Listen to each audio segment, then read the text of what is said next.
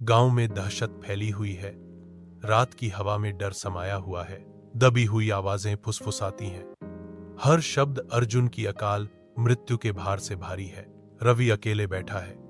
सामूहिक दुहक के बीच एक अकेला व्यक्ति चिंतन में खोया हुआ। वह अर्जुन के अंतिम क्षणों के टुकड़ों को एक साथ जोड़ने के लिए संघर्ष करता है। रवि के मन में संदेह छा जाने से एक गहरी बेचैनी छा जाती है। वह इस बात से सहमत नहीं है कि अर्जुन की आत्मा को उसका उचित आराम मिल गया है, जिससे वह बेचैन है। अपने घर के अंदर रवि अकेला बैठा है, रात की शांति से घिरा हुआ।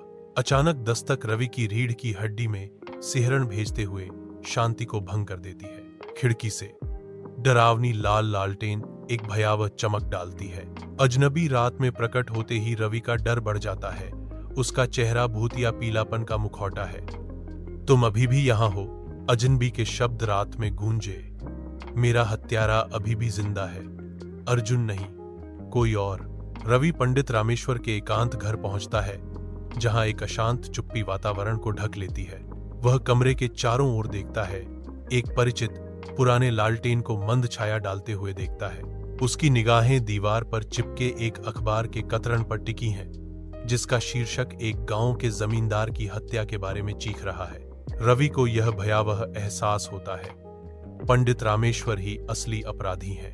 बूढ़े घर के अंदर पंडित रामेश्वर खड़े हैं। उनके कांपते हाथ में एक चाकू है। रवि अंदर घुसता है। उसकी आवाज कमरे में गूंजती है, क्या तुमने उसे मारा?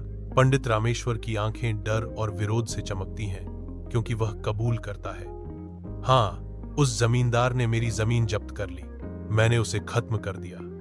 पंडित रामेश्वर स्वीकार करते हैं। उनकी आवाज यातना से भरी हुई है, लेकिन उसकी आत्मा मुझे चैन नहीं लेने देती।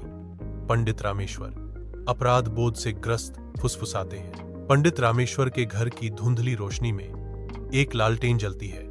उसकी रोशनी कमरे को एक बेचैन चमक से रंगती है। एक अजनबी की छाया दीवारों पर फैलती है, क्योंकि वह प्रकट होता है। टिमटिमाती रोशनी में एक भयानक संकेत। अजनबी की पकड़ पंडित के हाथ पर कस जाती है, क्योंकि वह घोषणा करता है, अब तुम्हारा हिसाब पूरा हो गया है। पंडित की चीखें रात को चीर देती हैं, फिर अचानक बंद हो जाती हैं, जिससे उनके बाद एक अशुभ चुप्पी छा जाती है।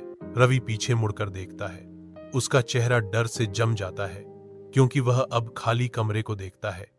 लालटेन अभी भी जल रही है।